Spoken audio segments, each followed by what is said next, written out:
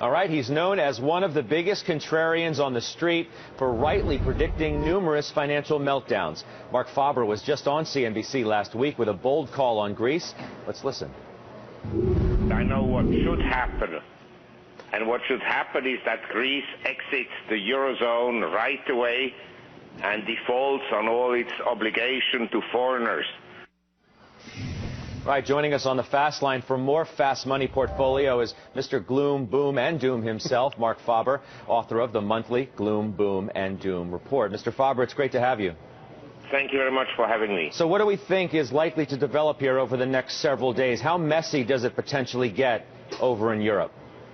Well, I think that what should happen, I just mentioned a week ago, namely that Greece and some other countries should exit the Eurozone. But what will happen is probably that Germany will show more flexibility and that eventually they will issue Eurobonds, and so the whole quality of the euro will diminish, and that has already been reflected in the marketplace in the sense that the euro has been very weak. And I happen to think that now the euro is on the oversold side, and that it has the potential to rebound somewhat along with stock markets in the world.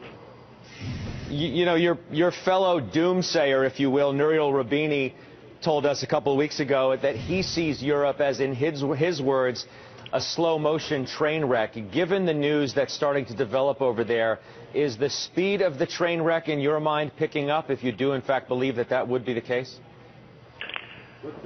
Well, I mean, Europe has many problems, but believe me, the U.S. has also many problems. It's not that Europe is an isolated case of a basket of problems, but other countries have the same. And by the way, as an observer of markets, whenever everybody focuses on just one thing, at the present time, Greece and Europe, maybe there are other issues that are far more important, such as a meaningful slowdown in India and in China. What takes the situation over in Europe to the next more dangerous stage? There's already reports of issues in Spain, regions there, worries about banks. You have stories about potential bank runs in Greece and perhaps elsewhere. Is that what takes it to the next danger level? Well, I think the next danger level would be an outright default by Greece or maybe some other countries. I think that would be a danger level. But as I said, maybe it's better to take the loss now. It would have been better to take the losses 3 years ago, and the longer you postpone it, the more likely you will eventually have a gigantic systemic failure. You know, SocGen was out today saying that a disorderly Greek exit could hit European stocks by 50% or so. For the benefit of our viewers, U.S. traders, U.S. investors, what would the impact to our markets be? Actually, to tell you the truth, I disagree with that. I think the market would be relieved if finally Greece exited the euro and there would be some clarity.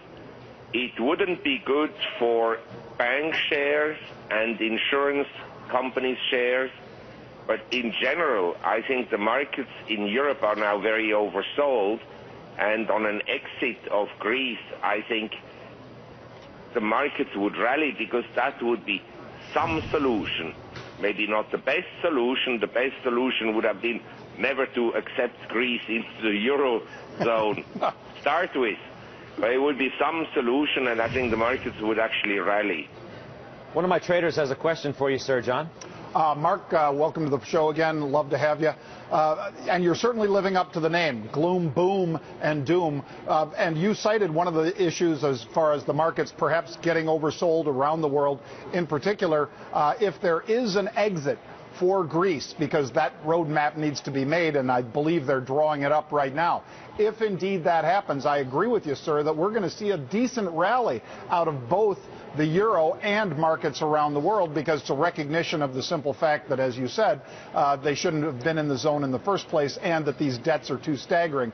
would you think that we are closer and closer, perhaps just days away from that sort of a boom rather than the gloom?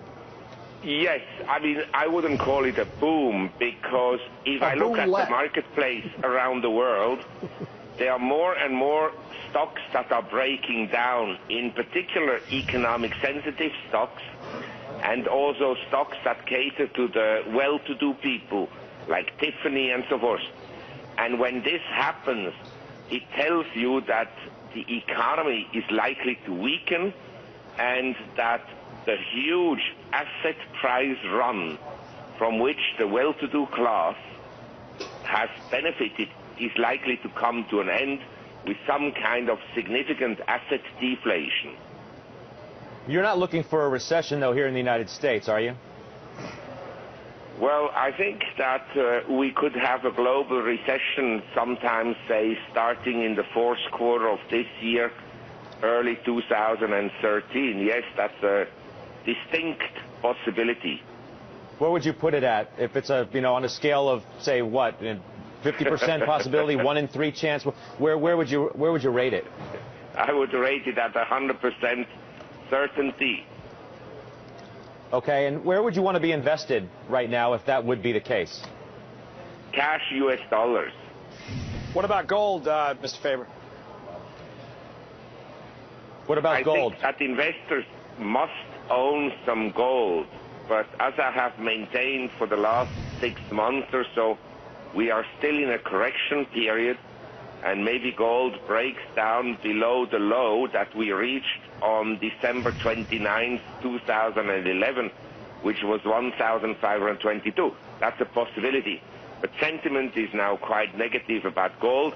By the way, sentiment is also very negative about the euro and about equities and so forth. So, as I said, we can have counter-trend rallies, but new highs for markets, that I doubt. Mr. Faber, it's great having you on the show today. Thanks so much for taking the time to call into the halftime show. Well, it's my pleasure. Thank you very much. We'll talk to you again soon. Marc Faber. Later on, of course, we're going to trade the euro with Jens Nordvig, global head of G10 FX strategy at Nomura, who's making a bold call on that currency. So you'll want to stay tuned, certainly, for that. Steve Weiss, reaction to Faber? Well, I agree with him that people aren't focused on China and India, and they are slowing dramatically. I do think China is closer to a hard landing than a soft landing. We saw that their bank lending has slowed markedly. In terms of Greek, the way I look at a Greek exit is like the U.S. credit downgrade that we saw by S&P, that will be a reason for the market to move higher, except you need other steps by Europe to ring fence Spain and Portugal, unless they let Portugal go too, which I don't think. What I'm looking for near term is the ECB coming out and ensuring deposits in the banks to stop the outflow of capital. The U.S. did it. I think that's the next thing the ECB will do. That'll cause the market to rally.